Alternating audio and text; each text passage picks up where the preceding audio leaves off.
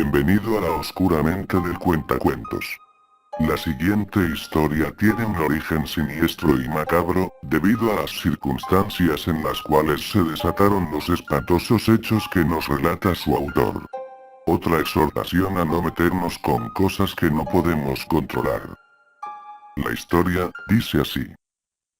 Cuando tenía 18 años, como todo joven me juntaba con un grupo de amigos con los cuales pasaba la mayoría de mi tiempo libre, eran como mi segunda familia, y lo digo casi literalmente ya que consideraba a un amigo en especial, Daniel, como mi hermano. En ese entonces éramos la clase de chicos que sin querer se metía en problemas, aunque muchas veces también solo estábamos en el lugar y momento equivocados.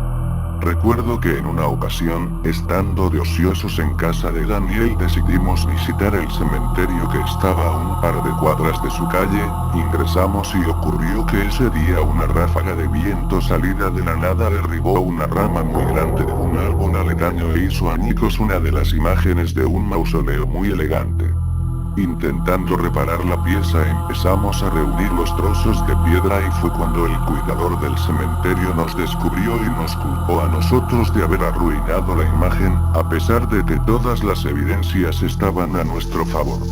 Sin embargo, tampoco estábamos exentos de hacer imprudencias voluntarias. Recuerdo que en otra ocasión yo compré una bolsa de globos y los rellenamos con cualquier sustancia que encontráramos en la cocina, para después subir al tejado y arrojarlos a los incautos peatones, una broma clásica.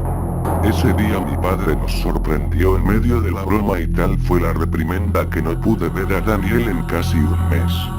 De cualquier forma, ese tipo de castigos no impedían que nos contactáramos ya fuese por medio de mensajes de celular o de la computadora, y siempre planeábamos otra travesura para el futuro. Daniel siempre fue para mí una persona inigualable, hasta aquel fatídico día, en que el problema en el que nos metimos, le costó la vida. Uno de aquellos días en que nuestro tiempo libre sobrepasó nuestra sensatez, se nos ocurrió probar un juego que habíamos escuchado. Se trataba de invocar espíritus para hacerles preguntas. Era un juego que se jugaba con un espejo, una vela y a una hora en específico. Una de las cosas que más nos gustaba eran los temas aterradores y ocultos.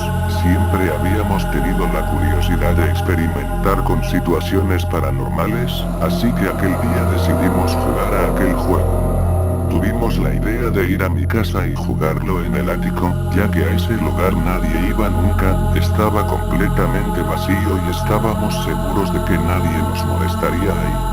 La hora en que se tenía que llevar a cabo el macabro juego era muy típica, 3 de la madrugada. Esa noche Daniel dijo en su casa que pasaría la noche en la mía. Estuvimos un rato en mi habitación mirando el televisor, y entonces el reloj marcó la hora. Nos dirigimos hacia el ático, subimos la escalera y entramos. Aquel lugar era completamente tétrico a esa hora, solo la ventana alumbraba un poco el interior. Colocamos los artefactos en el piso y comenzamos. Las reglas del juego eran bastante básicas. Se ponía la vela en el piso para encenderla, después se invocaba a los espíritus para que hicieran presencia entre nosotros, y se pedía una señal para saber si había alguien más en la habitación. Hicimos todos los pasos, sin embargo tuvimos que pedir la dichosa señal en más de 3 ocasiones. De pronto observamos que la flama de la vela comenzó a titilar en el reflejo del espejo y dimos por hecho que estábamos acompañados. Entonces venía el último paso. Tomar el espejo y ponerlo frente a la vela. Si la respuesta a la pregunta era un sí, el reflejo de la vela sería diferente, tal y como sucedió con la señal. Si era un no, permanecería estático. Al principio las preguntas eran hacia lo que estuviera con nosotros, si había muerto de manera horrible, si murió hacía mucho tiempo, si tenía familia, cosas así, y la flama permaneció inmóvil en todas ellas. Pero de pronto a Daniel se le ocurrió preguntar si era una persona muerta, y la flama nos movió. Después preguntó si era un demonio, y ante nuestros ojos la llama en el espejo comenzó a vibrar de manera estrepitosa. Ambos quedamos atónitos ante la visión, y unos segundos después la llama se apagó. Entonces comenzamos a percibir un olor nauseabundo dentro de la habitación. Daniel preguntó qué era ese olor y en ese instante cayó de espaldas al piso y comenzó a convulsionarse horriblemente. Yo intenté hacerlo volver en sí, pero tuvieron que pasar varios segundos para que por fin se calmara. Cuando dejó de agitarse, Daniel se incorporó nuevamente y me preguntó que qué había pasado. No podía recordar nada. Le dije lo que había sucedido, pero no me creyó, pensó que le estaba jugando una broma. Entonces yo le rogué que saliéramos del ático y nos fuéramos a mi habitación. Daniel dijo que estaba bien y nos retiramos. Durante esa noche yo no podía conciliar el sueño, solo me quedé viendo la silueta de mi amigo que estaba recostado en el piso sobre una colchoneta, aparentemente durmiendo como si nada hubiera pasado. De cualquier forma intenté calmarme y cerré mis ojos. Me parecieron solo unos minutos los que transcurrieron, pero de pronto desperté y miré hacia el piso. Daniel no estaba. Me paré de la cama y comencé a buscarlo por la casa sin encontrarlo. De pronto la idea de que hubiera regresado al ático me envolvió la mente y supe que era el único lugar donde podía estar. Me dirigí hacia allá y cuando entré, la escena que atestigué fue lo más horrendo que haya visto. Daniel se encontraba ahí dentro, un olor fétido inundaba el lugar y pude distinguir un rostro aterrador y una voz horrenda dentro del mismo cuarto pronunciando palabras ininteligibles.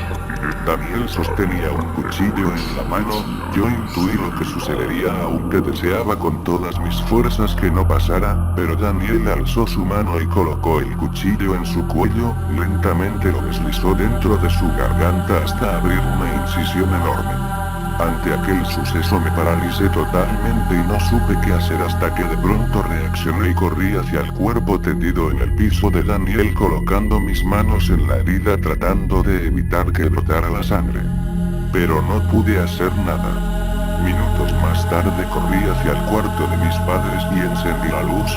Mi madre me vio y me preguntó qué me pasaba, pero no pude decir nada, aunque ella no tardó en ver mis manos cubiertas en sangre, a lo que horrorizada despertó a mi padre y ambos me inquirieron qué fue lo que había sucedido. Yo solo pude responder. Daniel se cortó el cuello y rompí en llanto.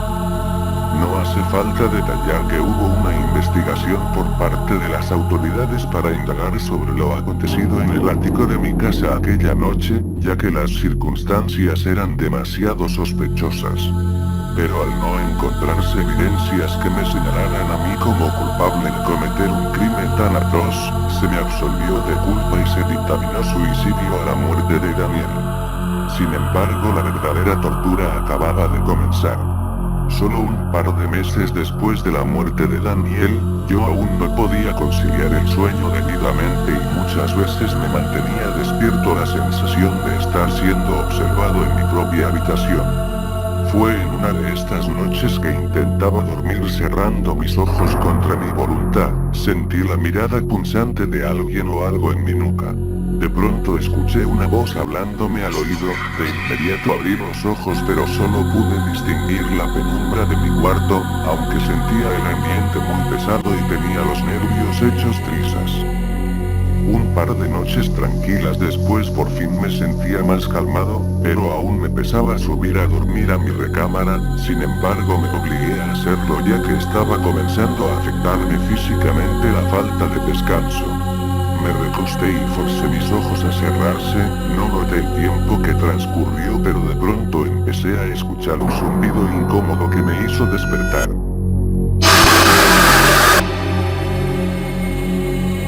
No podía creerlo, había visto el rostro de Daniel justo frente a mí, pero no era normal, su cara estaba descompuesta, desfigurada con una expresión de ira. El susto que me llevé fue por demás enorme. Desde ese momento me di cuenta de que Daniel no me dejaría en paz a menos de que hiciera algo al respecto de lo que le había sucedido, pero, ¿qué podía hacer yo? Durante los siguientes días traté de olvidarme de todo y seguir con mi vida, pero entre más intentaba deshacerme de los recuerdos y las visiones, más seguía viendo por todos lados a Daniel y esa horrible imagen del demonio. llegué a un extremo de gritarle a la nada que me dejaran en paz, lo que ocasionó que mis padres tuvieran que llevarme a un psiquiatra. Tomaba medicamentos, muchos. Y aún así no logré contener las alucinaciones. He escrito esto para que el mundo conozca mi historia, porque creo que donde estoy ahora, nadie podrá creerme. Recuerda dejar un comentario en la caja sobre qué te pareció la historia, y si te ha gustado no olvides regalarle un like al video, en verdad es de mucha ayuda. Suscríbete si aún no formas parte de los cuentoadictos, y te espero en la siguiente historia. Que tengas dulces pesadillas.